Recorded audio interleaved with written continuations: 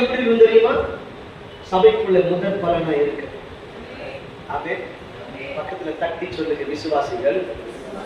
விசுவாசியே அப்படி சொல்லுங்க, விசுவாசியே சபைக்குள்ளே நீ முதல் பலனா இருக்க வேண்டும். உயிர் எடுக்கிற பலனா இருக்கக்கூடாது. அல்லேலூயா, அல்லேலூயா. எப்படி இருக்கணும்? முதல் பலன் எங்க வரும்? முதல் பலன் எங்க வரணும்?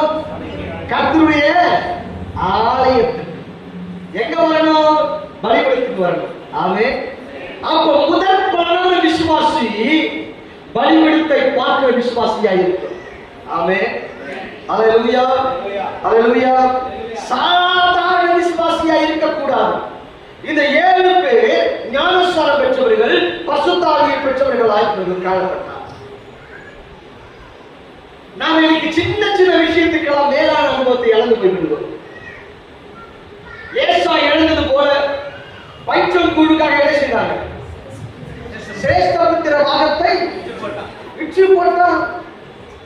சிரேஷ்டபுத்திர பாகம் என்பது அது தலைச்சங்களுக்கு வருகிறதான ஒரு பாகம், முதல் பலனுக்கு வருகிற பாகம். அது எல்லாமே டபுளா இருக்கும். அந்த பாகத்தை ஏசா விற்று போடுகிறார். எதற்கு? சாப்பாட்டு. அந்த நேரத்தில் பசி, அந்த நேரத்துக்கு கொள்ள பசி. தண்ணியை எவ்வளவு குடிச்சிட்டு அமைதியா உட்கார்ந்து இருக்கணும். சோதரர், அல்லேலூயா, அல்லேலூயா. ஆனா என்ன பண்ணாங்க? சிவப்பான கூழம், வசனம் சொல்லுது, சிவப்பான பைச்சொல்.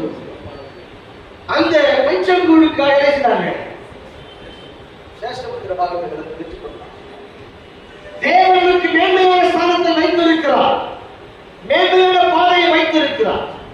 ஆனால் மேன்மையான பாதையை சின்ன சின்ன விஷயத்துக்காக யூஸ் பண்ணிருக்கோம்.